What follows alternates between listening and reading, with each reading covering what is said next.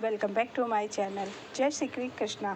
महाभारत में कई घटनाएं, संबंध और ज्ञान विज्ञान के रहस्य छिपे हुए। महाभारत का हर पात्र जीवित है, चाहे वह कौरव, पांडव, कर्ण, कृष्ण हो या धृष्टद्युम्न, शल्य, शिखंडी और कृपाचार्य हो।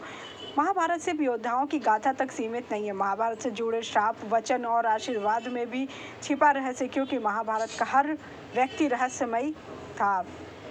महाभारत संबंधित अब जितनी भी खुदाई करते हैं या उस काल के तथ्य मिलते हैं, वह सभी मानव इतिहास के रहस्यों से पर्दा उठाते हैं। किसी भी देश के इतिहास को धर्म के से देखा जाता। महाभारत काल के ऐसे दो लोगों के बारे में जिनके बारे में कम ही लोग जानते। उन दोनों ही योद्धाओं में अद्भुत क्षमता थी। वे आम मनुष्यों की तरह मनुष्य नहीं थे, वे कुछ और ही तरह की क्षमता से संपन्न थे। उन दोनों का नाम था नकुल और सहदेव। और जानते हैं उनके बारे में, उनकी चमत्कारी शक्तियों के बारे में बताते हैं। इनके जन्म और जीवन का रहस्य। नकुल और सहदेव 5 पांडवों में से 2 छोटे भाई थे। नकुल और सहदेव दोनों ही माद्री अश्विनी कुमार के पुत्र थे, लेकिन उनको पांडु पुत्र माना जाता क्योंकि माद्री पांडु की पत्नी थी। धृतराष्ट्र के बड़े भाई पांडु थे। पांडु को शाप था कि वह जब भी अपनी पत्नी कुंती या माद्री के साथ सहवास करेंगे, तुरंत ही मृत्यु को प्राप्त हो जाएंगे। इसलिए कुंती को मंत्र शक्ति के बल से 4 पुत्र उत्पन्न हुए। वही मंत्र विद्या उन्होंने माद्री को बताई, जिससे उनके 2 पुत्र हुए। इस तरह दोनों को 6 पुत्र मिले, जिसमें एक कर्ण भी शामिल था। यह 33 देवताओं में से थे अश्विनी कुमार।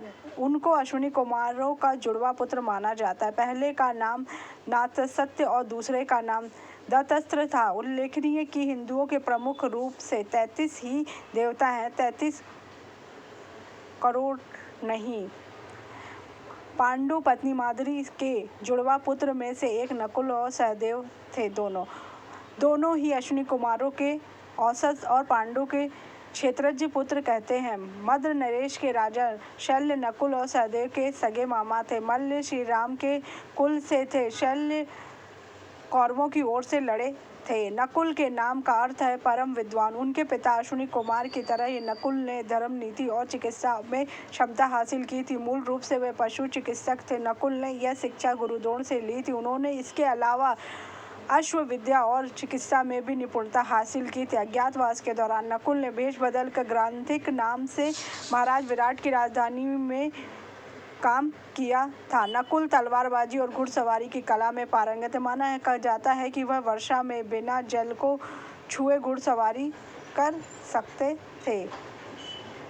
अज्ञातवास के दौरान नकुल ने भेष बदलकर ग्रांथिक के नाम से महाराज विराट की राजधानी में उपलब्ध की और घुड़सवार में शाही घोड़ों की देखभाल करते थे। माना जाता है कि वह चंद्रवंशी होकर यदुकुल थे। उनका द्रौपदी से विवाह हुआ था। द्रौपदी से उनके शातनिक नामक एक पुत्र भी हुए थे। जिसके अलावा उनकी एक और पत्नी थी, जिसका नाम करेणुमती था, जिससे उनको निर्मित्र नाम के एक पुत्र की प्राप्ति हुई थी। करेणुमती ही चेदी राज्य की पुत्री थी। नकुल अत्यंत ही सुंदर थे, इसलिए उनके चेहरे पर उनको रूप का घमंड था। उनकी सुंदरता के कारण उनकी तुलना कामदेव से की जाती थी। इस घमंड के कारण ही स्वर्ग जाते समय स्वर्ग में उनकी मृत्यु पहले होती है, द्रौपदी के बाद। युद्ध में सहदेव के अश्व सितर के रंग के और उनके रथ पर हंस का ध्वजा लहराता। माना जाता है कि उनकी मृत्यु 105 वर्ष की आयु हुई थी। सहदेव ने गुरु द्रोणाचार्य से धर्मशास्त्र और चिकित्सा के अलावा ज्योतिष विद्या सीखी थी। सहदेव भविष्य में होने वाली घटनाओं को जान लेते थे।